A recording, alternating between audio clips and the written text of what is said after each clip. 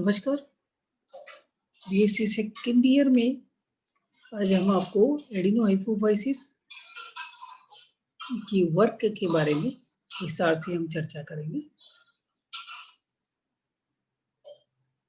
एडिनोहाइपोफाइसिस की विभिन्न कोशिकाएं इसके द्वारा स्रावित हार्मोन की प्रमुख कार्य जो निम्नलिखित है। आप टेबल में देख रहे हैं ACTH, ये बेसोफिल सेल्स है और काम करेंगे एड्रेनल कॉर्टेक्स के द्वारा एडिनो कॉर्टाइड के हार्मोन का स्रावण को उत्तेजित करता है। इस तरह से ये अपने अपने PRL, GH, LH और FSH इनके सबके अपने काम है।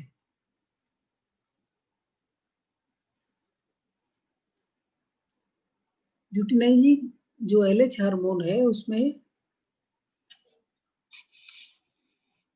कोशिकाओं का स्रावित इस हार्मोन ग्लाइकोप्रोटीन प्रकृति का होता है। इनके अणु भार लगभग 26,000 से 1 लाख तक होते हैं। FSH का सहयोग ओवुलेशन करता है और एस्ट्रोजन स्रावण की क्रिया को प्रभावित करता है। यह पीत पिंड के विकास हेतु आवश्यक होता है। एस्ट्रोजन और प्रोजेस्टेरोन हार्मोन स्रावण करके गर्भाशय को बनाए रखता है, गर्भावस्था को बनाए रखता है। इस तरह से ये LH के प्रोग्राम है। एस्ट्रोजन और एस्ट्रोजन IRF के उत्पादन को संदर्भित करते हैं।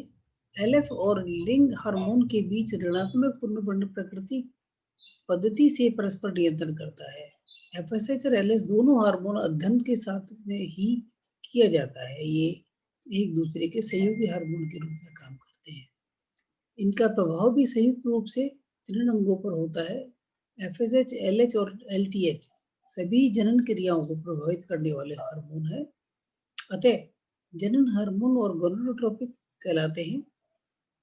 पीयूष ग्रंथि, अपरा और कुछ अन्य ऊतक भी इस प्रकार के प्रभाव को उत्पन्न करने में हार्मोन को सूक्ष्म मात्रा में स्रावन करते हैं।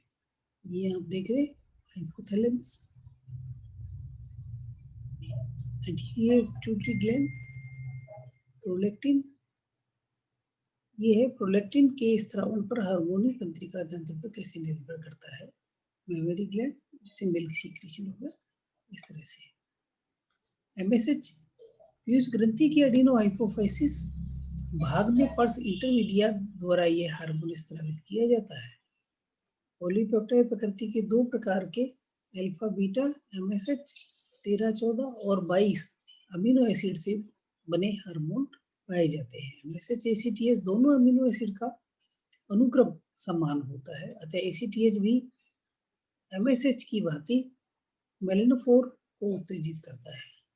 इस हार्मोन के प्रभाव में मेंढक में मेलानोफोर वर्णक कोशिकाओं में वितरण प्रभावित करता है। पक्षियों, स्तनधारियों, स्त्रियों में इस प्रकार प्रभाव मेलानिन संश्लेषण और अधचर्म के स्थानांतरण पर होता है।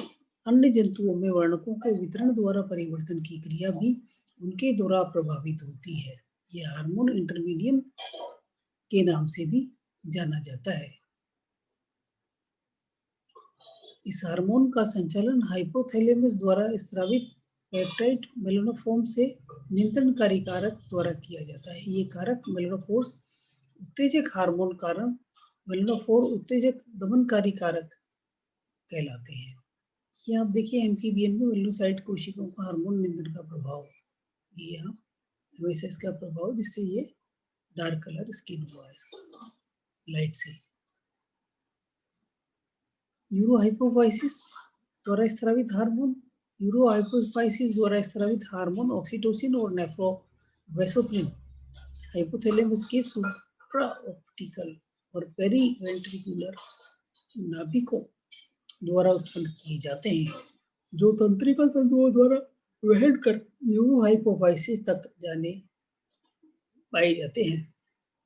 वेसोप्रिन लगातार स्रावित होता रहता है। रक्त में भाषण दाब के इस हार्मोन को मोचन में काफ़ी वृद्धि का प्रभाव पड़ता है। ये अनुमान है कि रासड़ दाब के ग्राही सुप्राऑप्टिक नाभिकीय कोशिकाएं होती हैं।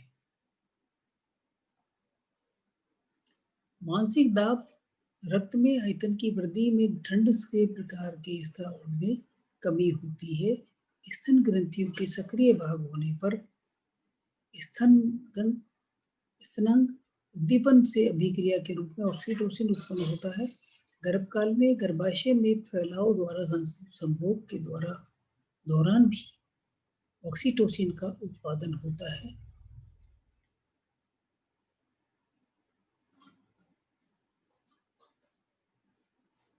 रूप में द्वारा यह संयोग के दौरान भी ऑक्सीटोसिन का उत्पादन होता है।